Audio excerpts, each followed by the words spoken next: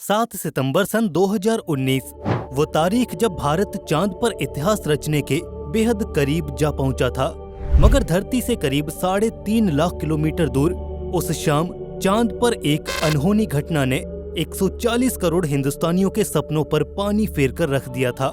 सालों की मेहनत और करोड़ों रुपयों की लागत वाला ये मिशन अपने अंतिम पड़ाव पर जाकर इस हादसे की भेंट चढ़ गया और बदकिस्मती से हमें इस नाकामी का सामना करना पड़ा। मगर हम इंडिया वाले हैं जनाब, किसी चुनौती किसी नाकामी की ये मजाल जो हमारे हौसलों को उड़ान भरने से रोक दे। अपने इसी एटीट्यूड के साथ इंडियन स्पेस रिसर्च ऑर्गेनाइजेशन यानी कि इसरो ने इस नाकामी को एक कामयाबी में बदलने का जो बीड़ा उठाया था, अब वक्त आ चुका है कि वो सपना साकार हो जो पिछले 4 सालों में 140 करोड़ हिंदुस्तानियों ने अपनी आंखों में पाला है। इसी सपने को सच करने की ओर कदम बढ़ा दिया गया है। 14 जुलाई की रोज दोपहर 2:35 पर आंध्र प्रदेश के श्रीहरिकोटा स्थित सतीश धवन स्पेस सेंटर से इस मिशन को लॉन्च कर इतिहास रच दिया गया है। आइए आज आपको एक जायजा दिलाते हैं कि भला कैसे कुछ सालों पहले तक एक गरीब और पिछड़ा हुआ देश कहलाने वाला भारत आज चांद को अपनी मुट्ठी में करने चला है। जो काम दुनिया भर के बड़े बड़े देश नहीं कर पाए, आखिरकार उसे हमारा प्यारा देश भारत कैसे अंजाम देगा।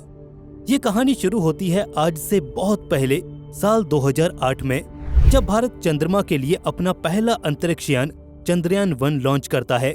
386 करोड़ के छोटे से बजट में बना ये स्पेसक्राफ्ट चांद की कक्षा में जाकर उसका अध्ययन करता है।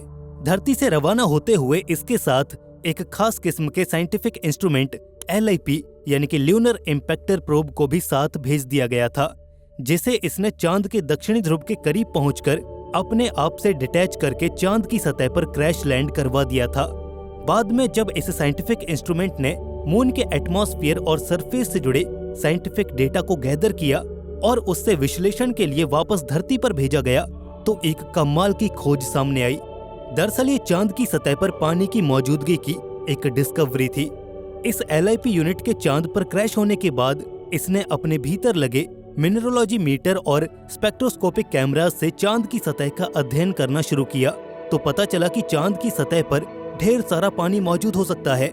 विशेष रूप से ये पानी चांद की सतह पर बने गहरे गहरे क्रेटर्स में जमा होगा, जहां पिछले कई अरब सालों से सूरज की रोशनी तक नहीं पड़ी है।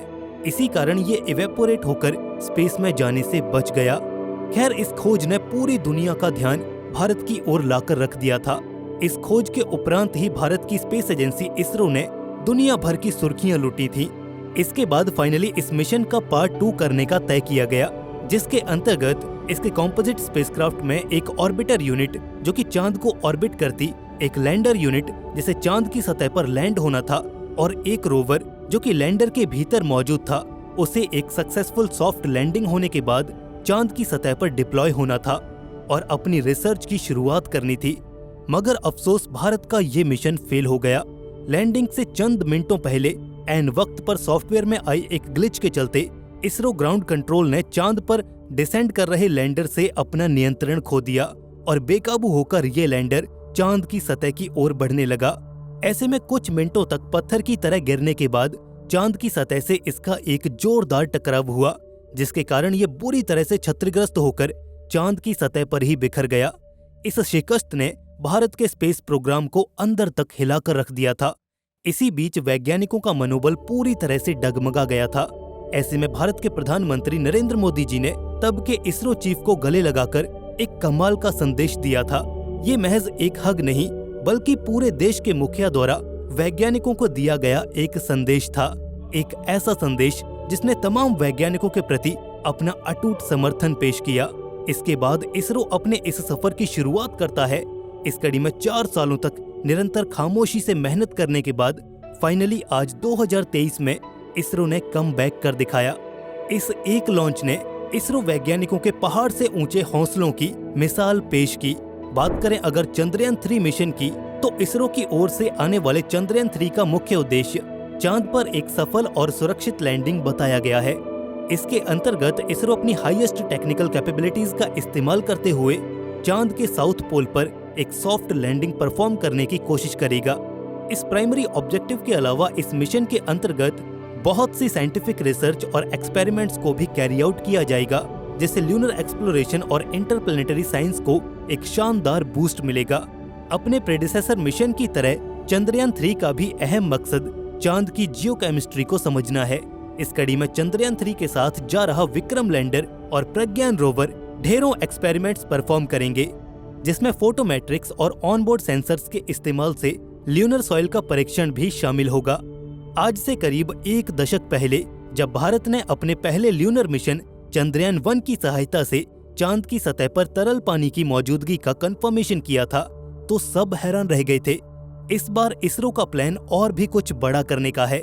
चंद्रयान 3 अपने मुख्य उद्देश्यों में से एक मून के हाइड्रोमेट्रिक्स को डिकोड करना भी साथ लेकर चल रहा है। ऐसे में ऑर्बिटर अब तक की रिसर्च से मिले डेटा को फर्दर बेस बनाकर ग्राउंड पर मौजूद लैंडर्स और रोवर्स ल्यूनर सॉइल और रॉक्स को एग्जामिन करेंगे, जिससे हम उनमें मौजूद वाटर और कुछ सिमिलर कंपाउंड्स को बहुत बारीकी से देख पाएंगे। ये चांद की ज्योग्राफिकल कॉम्पोजिशन और केमिस्ट्री को समझने की ओर एक बड़ा और निर्णायक कदम होगा, जो आने वाले वक्त में ल्यूनर कॉलोनाइजेशन जैसे बड़े गोल्स को सर्व करने में कॉम्प्लीमेंट्री साबित होगा। इन भारी भरकम जिम्मेवारियों और करोड़ों लोगों की अपेक्षाओं का बोझ अपने कंधों पर लिए चंद्रयान 3 धरती से रवाना हो चुका है। इससे पहले कि हम इसकी काबिलियतों का मूल्यांकन करें, ये बेहद जरूरी होगा कि हम इसकी टेक्निकल स्पेसिफिकेशंस और डिजाइन पर भी एक नजर डाल लें। आफ्टर ऑल, किसी भी स्पेस मिशन की कामयाबी या फिर नाकामी के पीछे यही फैक्टर तो जिम्मेदार होते हैं। इसरो का चंद्रयान 3 मेजरली 3 कंपोनेंट्स के साथ आता है, जिसमें एक लैंडर, एक रोवर और एक प्रपल्शन मॉड्यूल शामिल होगा। पिछली दफा इस प्रपल्शन मॉड्यूल की जगह एक ऑर्बिटर था, जो फिलहाल चांद की ऑर्बिट में मौजूद है और बखूबी अपने काम को अंजाम दे रहा है। खैर, इस प्रपल्शन मॉड्यूल का काम चंद्रयान 3 के कॉम्पोजिट स्पेसक्राफ्ट को धरती से लॉन्च के बाद चांद की ऑर्बिट तक पहुंचाना होगा, जिसके बाद लैंडर यूनिट इससे डिटैच होकर चांद की सतह की ओर डिसेंड परफॉर्म करेगी। वहीं प्रपल्शन मॉड्यूल ऑर्बिट में ही रहकर चांद की परिक्रमा करेगा। साथ ही लैंडर और ग्राउंड कंट्रोल के बीच कम्युनिकेशन के लिए बतौर रिले भी काम में आएगा। अगर आप इसके डिजाइन को देखेंगे तो आप पाएंगे कि ये एक बॉक्सी शेप का कंपोनेंट है, जिसके एक साइड पर ऑनबोर्ड कंप्यूटर और कम्युनिकेशन सिस्टम को पावर देने के लिए सोलर पैनल्स लगाए गए हैं। वहीं टॉप पर एक सिलेंड्रिकल सा स्ट्रक्चर देखने को मिलता है, जो कि एक्चुअल में लैंडर यूनिट के लिए एक डॉकिंग पोर्ट के रूप में काम करेगा। इसके अलावा आप इसके साइड्स में ये थ्रस्टर्स देख सकते हैं, जो कि समय समय पर फायर होकर इसकी दिशा और गति को नियंत्रित करेंगे। इस प्रपल्शन मॉड्यूल का मेन काम चंद्रयान 3 के इस कॉम्पोजिट स्ट्रक्चर को लॉन्च के बाद अर्थ की ऑर्बिट से मून की ऑर्बिट तक लेकर जाना है। फिर ये अपने सेकेंडरी रोल को भी सर्व करेगा, जिसमें ये बतौर रिले कम्युनिकेशन डिवाइस ऑर्बिट में रहकर लैंडर और अर्थ पर मौजूद ग्राउंड स्टेशन के बीच संपर्क स्थापित करेगा। इस बीच एक एक्टिव कम्युनिकेशन मेंटेन रखने के लिए IDSN यानी कि इंडियन डीप स्पेस नेटवर्क का इस्तेमाल किया जाएगा। इसके बाद बारी आती है इस मिशन के सबसे अहम कंपोनेंट विक्रम लैंडर की। ये लैंडर एक बॉक्स की शेप में है। मून की सरफेस पर एक सॉफ्ट और स्मूथ लैंडिंग परफॉर्म करने के लिए इसके बॉटम पर 4 लेग्स भी इंस्टॉल्ड हैं। इसके अलावा ये लैस है मल्टीपल लैंडिंग थ्रस्टर से, जो कि डिसेंट के दौरान इसे एक एंटी ग्रेविटी थ्रस्ट देगा, जो कि एक सॉफ्ट लैंडिंग के लिए बेहद जरूरी है। इसके अलावा इसमें वो तमाम साइंटिफिक पेलोड्स और इंस्ट्रूमेंट्स भी मौजूद हैं, जो ल्यूनर साइंस को परफॉर्म करने में कारगर साबित होंगे। विशेष तौर पर लैंडर पर लगे इंस्ट्रूमेंट्स जैसे कि चंद्रा सरफेस थर्मोफिजिकल एक्सपेरिमेंट, जिसका काम चांद की सतह पर थर्मल कंडक्टिविटी और टेम्परेचर को मापना होगा। इंस्ट्रूमेंट 4 ल्यूनर सिज्मिक एक्टिविटी, जो कि मून पर सिज्मिक एक्टिविटी का अध्ययन करेगा। लैंगुमिर प्रोब, जिसके जरिए चांद के वातावरण में मौजूद प्लाज्मा पार्टिकल्स की डेंसिटी का पता लगाया जा सकेगा। ये लैंडर एक कमाल के रिसर्च सूट के साथ आता है। ये बेहद यूनिक इंस्ट्रूमेंट्स ल्यूनर रिसर्च के एक होल न्यू एस्पेक्ट को एक्सप्लोर करने में कारगर साबित होगा। वहीं अगर एक नज़र इसके रोवर पर मौजूद साइंस इंस्ट्रूमेंट्स की बात करें, तो करीब 20 किलो वजनी इस रोवर में 2 मेजर साइंस इंस्ट्रूमेंट्स हैं, जो कि एक्सएप यानी कि अल्फा पार्टिकल एक्सरे स्पेक्ट्रोमीटर और लिब्स यानी कि लेजर इंड्यूस्ड ब्रेकडाउन स्पेक्ट्रोस्कोप है, जिसके जरिए लैंडिंग साइट के आसपास के इलाकों की ज्योग्राफी और टेरेन कॉम्पोजिशन का अध्ययन हो पाएगा।